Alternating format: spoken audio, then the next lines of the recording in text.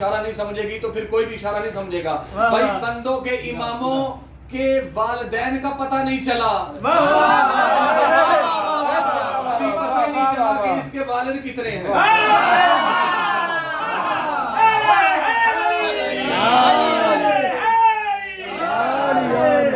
یہ دعویٰ نہیں ہے, خالی دعویٰ نہیں ہے, کیونکہ رسول کی حدیث بھی ہے کہ یا علی جو تجھ سے بغض رکھتا ہے وہ ولد الزنا ہے. قسم خدا کی رسول کے دور سے لے کے یہاں تک ہم ہر کسی ماں کو بھی جانتے ہیں, ہر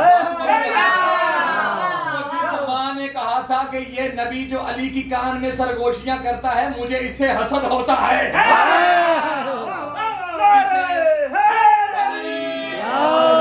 جسے علی سے حسد ہو جائے اس کا باپ ایک نہیں ہوتا.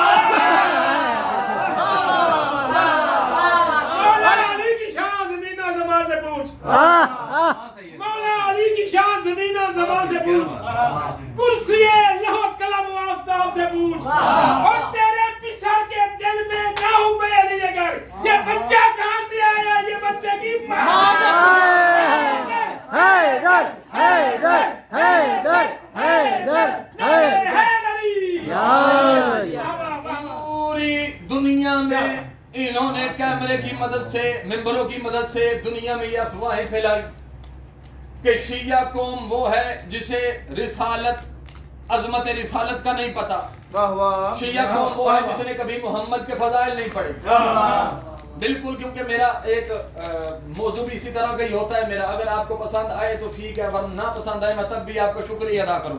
بسم اللہ بسم تم اللہ. لوگوں نے جو شیعت کے خلاف پروپوگنڈے کیے ہر ممبر پہ کہ شان رسالت شیعوں کو نہیں آتی, جتنی تمہیں آتی ہے ہمیں وہ بھی معلوم ہے, جتنی تمہاری بڑوں کو آتی تھی ہمیں وہ بھی معلوم ہے.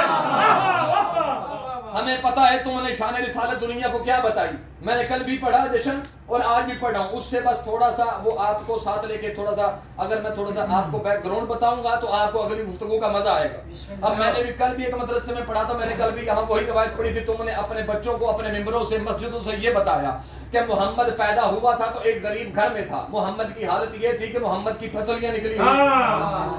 تم نے اپنے بچوں کو یہ بتایا کہ جب مکے میں بچے لینے کے لیے تمام داعیے آئیں, اب خدا کی قسم اب یہی ان کی کتابوں میں لکھا ہے, سیرت کی کتابوں میں, اب یہی میں آپ کو بتانا چاہتا تھا. یہی ایک میرا نالج ہے کہ جو آپ تک پہنچ جائے گا تو میری سمجھو بخشش کا سامان یہی ہے کہ یہ ایک روایت آپ تک پہنچ جائے گی کہ شان رسالت جو انہوں نے بیان کی پہلے وہ بتانے لگا ہوں. وہ کہتے ہیں کہ جناب تمام بیویاں اکٹھی ہو کے مکے آیا کرتی تھیں, مکے آ کے بچے لے کے جایا کرتی تھیں, اور پھر 6 مہینے سال کے بعد انہیں پیسہ ملتا تھا بچے پالنے کا.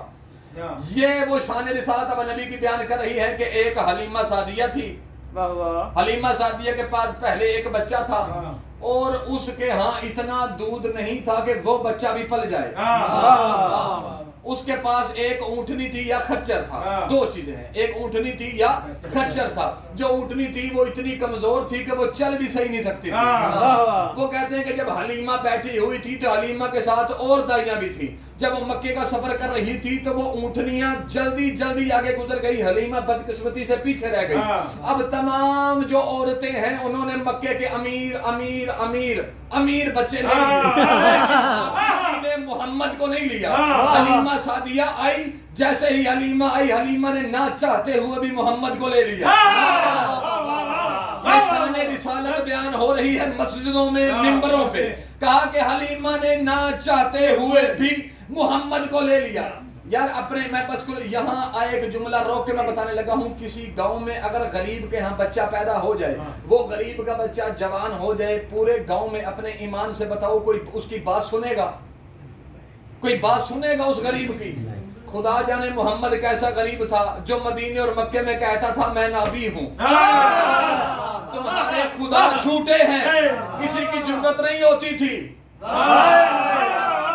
کیسا غریب محمد تھا. اب خدا جانے اب جیسے ہی حلیمہ آئی, حلیمہ نے اٹھایا. اب دیکھو ہم تمہیں دنیا کو ہم بتاتے ہیں کہ شان رسالت کیا ہے. یہی روایت تم نے ممبروں سے بتائی, یہی روایت آج سید یہاں پڑھ کے تمہیں بتانے لگ جو تمہاری کتابوں میں آئی ہے. اسی روایت کو محمد کی شان میں کنورٹ کیسے کرنا ہے. اب جیسے حلیمہ آئی, حلیمہ نے محمد کو اٹھایا. ان کی تعریف کہتی ہے محمد ایسے اونٹنی کی پشت پہ آئے, اونٹنی تندرست ہو گئی. وہ اونٹنی جو دودھ نہیں دیتی تھی وہ دودھ دینے لگی. حلیمہ کے گھر ایک کھجور کا درخت تھا، جیسے ہی محمد حلیمہ کے گھر آیا اس پہ تازہ کھجوریں آ گئی. اور ملعونوں تمہیں ابھی بھی سمجھ نہیں آئی، حلیمہ نے محمد کو نہیں پالا، محمد نے حلیمہ.